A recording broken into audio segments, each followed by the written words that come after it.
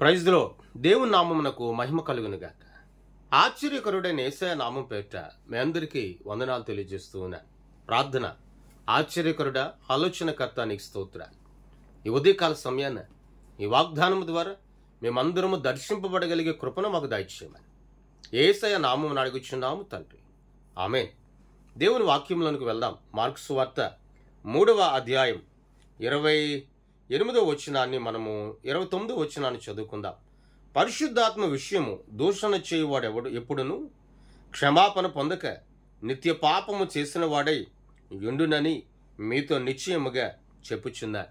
చాలామంది పరిశుద్ధాత్మను దూషణ చేస్తారు, లేక హేళన చేస్తారు.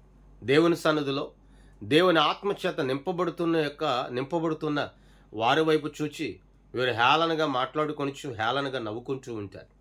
దేవుని సన్నిధిలో అన్య భాషల చేత మాట్లాడుతున్నటువంటి వారిని గురించి వ్యతిరేకముగా మాట్లాడుకుంటూ ఉంటారు. దేవుని సన్నిధిలో దేవుని శక్తి చేత నింపబడుతున్నటువంటి వారిని చూచి అనేకులు నవ్వుతూ ఉంటారు.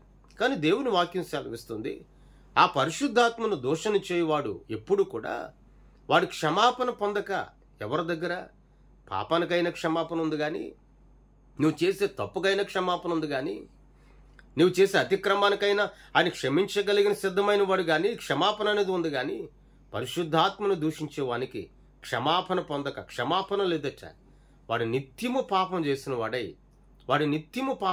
వాడై ఉంటాడటండి. ప్రియ దేవుని బిడ్డ, ఈ రోజున క్షమాపణ లేనిటువంటి పరిశుద్ధాత్మను ఏనాడు కూడా నువ్వు దూషించకూడదు. దేవుని సన్నిధిలో నువ్వు అడుగుపెట్టి సర్వశక్తి కలిగిన దేవుని నామాన్ని మహిమపరచుచున్నప్పుడు, స్తుతించుచున్నప్పుడు, పరిశుద్ధాత్మ చేత నింపబడుటకు ఆసక్తి కలిగి, ఆలోచన కలిగి దేవుని మందిరంలో నువ్వు సాగిలపడాలి. దేవుని ఆత్మ చేత నింపబడిన వ్యక్తివై, దేవుని సన్నిధి చేత నింపబడిన వ్యక్తివై, దేవుని మహిమ చేత నింపబడిన వ్యక్తివై నువ్వు జీవించుచున్నప్పుడు శ్రేష్టమైన మహిమను ఈ భూలోకంలో ఉండగా నీవు అనుభవిస్తూ ఉంటావు.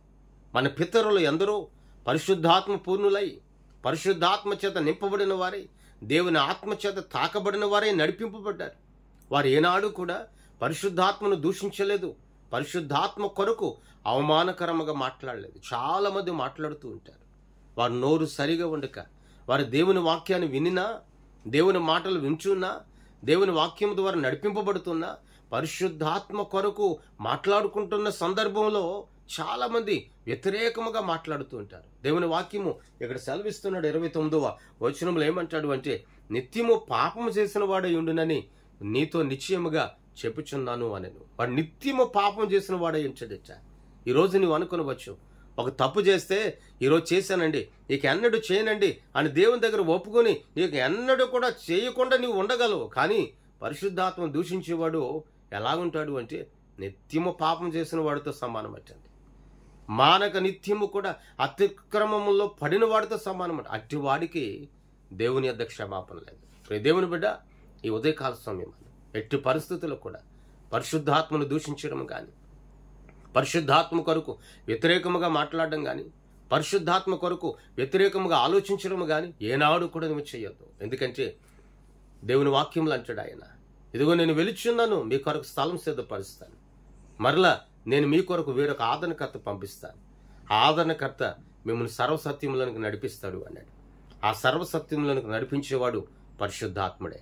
ఆ పరిశుద్ధాత్మని యొక్క కృప నీకు నీ ఇంటి వారికి తోడయండి నడిపించునుగాక. ప్రార్థన. కృప కలిగిన దేవా, నీకు స్తోత్రాలయ్యా. ఈ ఉదయకాల సమయాన ఈ వాక్యము ద్వారా మేమందరం ఆదరించబడగలిగే కృపను మాకు దయచేస్తున్నందుకే నీకు స్తోత్రాలు.